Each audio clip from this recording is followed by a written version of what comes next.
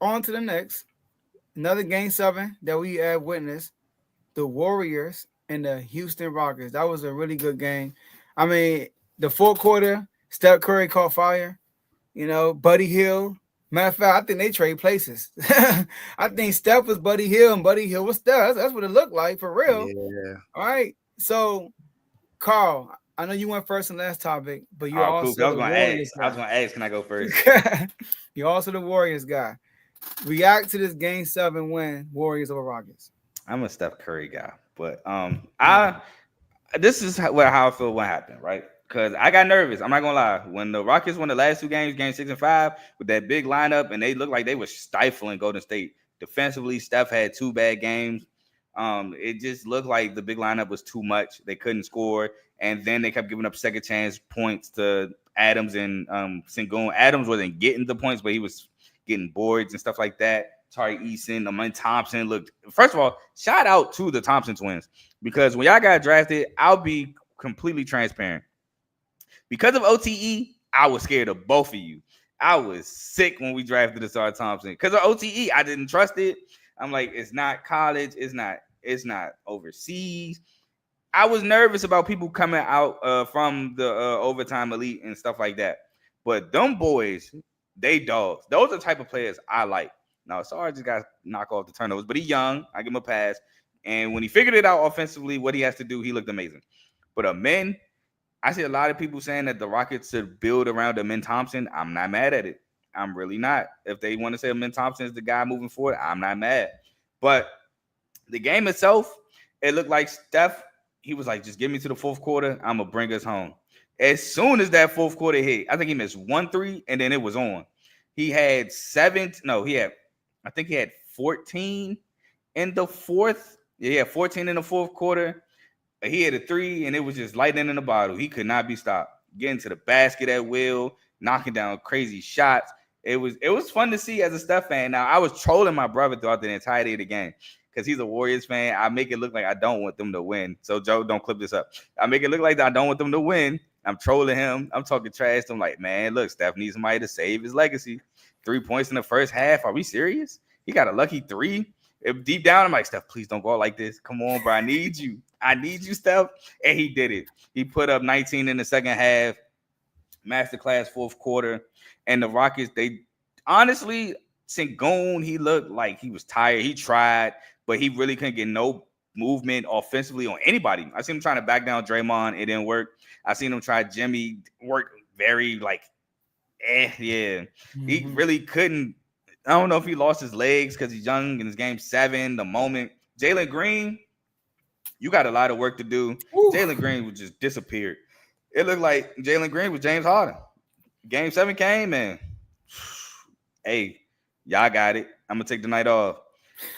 Fred VanVleet, I want to give Fred VanVleet a special shout out because he balled this series. I know a lot of people question him coming into the series, and he balled. I think he put a lot of doubters to bed with the way he played in this series. But overall, I think Golden State's championship pedigree, their experience, I think that's what got them over the hump in Game 7. And shout out Buddy Hill, man. He looked like he was back in Oklahoma the way he was playing. Couldn't miss. He could not miss. So shout out to him. But I just think the Warriors' championship pedigree experience was just too much for the Rockets. And Jalen Green, bro. Jalen Green. We're going to have some talks. Don't ever compare. You want to talk about a narrative, Dave? A lot of people were saying Cade Cunningham, we should have went and got Jalen Green. Don't ever bring that up to me ever again. And I know a Pistons fan who said that. And I looked at him so crazy when he said that like a year or two ago. Don't ever, no. No. I will never forget watching them in the Summer League, and they both played the whole game. And then you can just see Cade is better. You know, the Rockets won, but you can just see it, bro. Like, you see Jalen Green is like a firecracker. Like, you know what I mean? He can get hot. But Cade, the game was so slow for him. You can see it early on in Summer League. But go ahead, Dave. You're on mute. Good thing I ain't start saying much. But Carl, to your point, you know, some people was calling Steph front running because he scored 14 points in the fourth quarter. What's crazy is, Carl, he nearly outscored the entire Rockets team by himself and the next in 15 minutes after the Warriors had a 5 point lead late in the third quarter, he had 19 points since then, and the Rockets had 21. He nearly outscored the entire Rockets team by himself. And just what's crazy is before the game started, Buddy Hield told Dylan Brooks, "I sent you home before, and I'm going to send you home I again." And think that's that was the exactly final what he four. did. I think that was the final four, Oklahoma, Oregon. He said, "I sent you home before, and I'm going to send you home again." And that's what happened. I was not expecting to see that kind of a game from Buddy Hield. He went bonkers in that game. He had 33 points in that game? He Yeah, was 30, 33, something like that. he was cooking. He was cooking. And then of course, you had the famous Draymond play where he flails and hit somebody where I thought that he was going to be ejected from the game or at least call it a tech, and they just called it. I think they called it what a They called it tech. They called they it tech. called They it called a it a tech. tech. But it's just you had that coming. You think like, oh Lord, what's going to happen? Is Draymond going to get kicked out in the game 7? Then of course Jimmy coming in, he made some key plays. He didn't score a lot, but Jimmy had made some key plays, key rebounds, key defense, some key steals he had in that game. The Warriors just look like they were. It's what we expected from the Warriors. We picked the Warriors to win because we knew that they had the experience. And when you look at the Rockets, when you look at outside of Steven Adams for real, all the other guys, well, Steven Adams and Fred VanVleet, all the other guys are pretty much young. You got Amin Thompson, who this is his first time being in the playoffs. Jalen Green, his first time being in the playoffs. Sengun, his first time being in the playoffs. If Sengun doesn't get hurt last year, they probably make it last year, but he got hurt late last year, so that happened with him.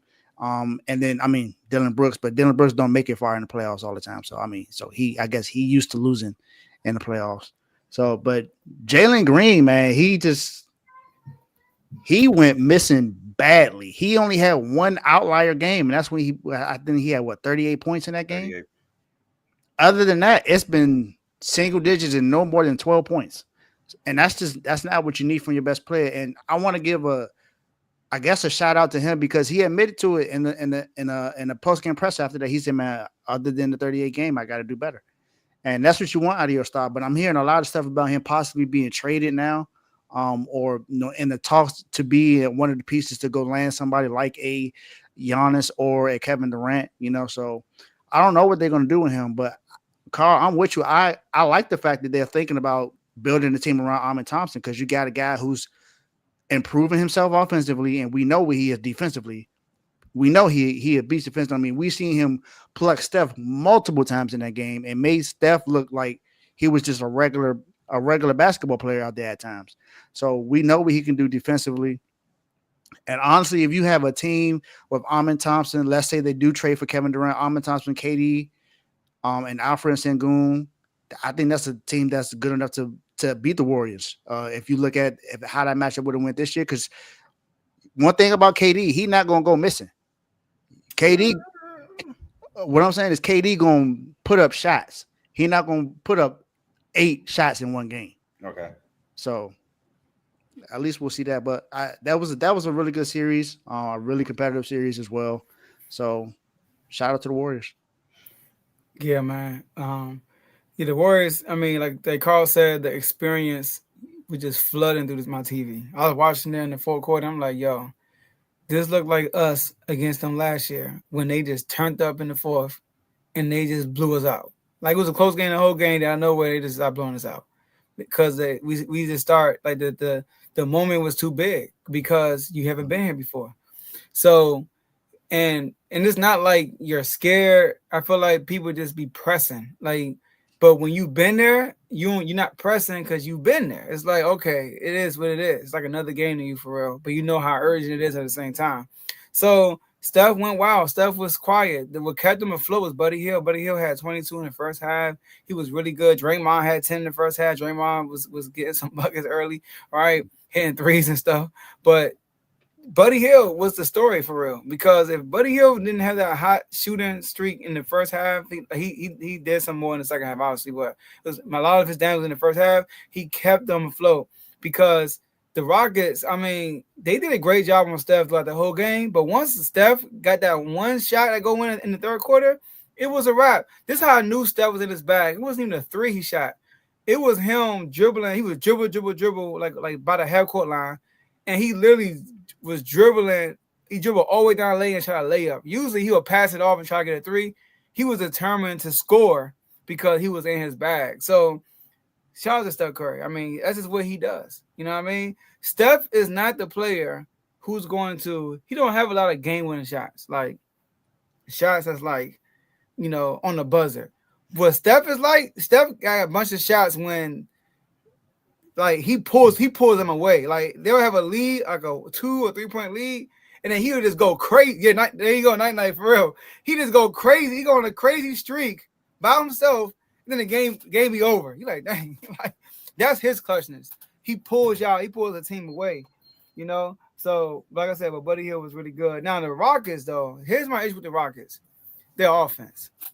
I think I said this too. Udoka is a really good defensive coach, but offensively, I don't be knowing for real. Like offensively, he needs to hire an assistant who has a genius offensive mind or something like that. Because I mean, he had Joe Mazzulla, so that's why the Celtics offense was good because Joe Mazzulla was there. Yeah, that man was on a bench. He wasn't even like he was on the second row. He wasn't even like sitting next to Udoka. It was just crazy. But that they offenses look ugly. Like bro, it does. There's no ball movement. They only average 19 assists a game, which is not really good in the NBA. 19 assists a game in the playoffs, which is not good. 31% of their points is coming from second chance points, offensive rebounds, and points on turnovers. Like literally, they are not like when they got to bring the ball up after a score basket, they find it hard for them to score. They only average 100 points a game that whole series. Yeah, and it's crazy that it's like that because you got a guy like Jalen Green who was considered an offensive player, but I mean we've seen this series he wasn't much of an offensive player. Didn't do that. But yeah, I agree. The Rockets did struggle on half court sets. They just look ugly, man. So you got to do a better job with that for real. And like you said, Sengun, he played hard. You know what I mean? Like I don't think he shot away from the moment at all. He got to work on that hook shot though. That hook shot it does not fall for him. He was bricking it a lot. I say it's not bad. It's just I think that they just bullied him. Well, to. Draymond did a great job on him too, though.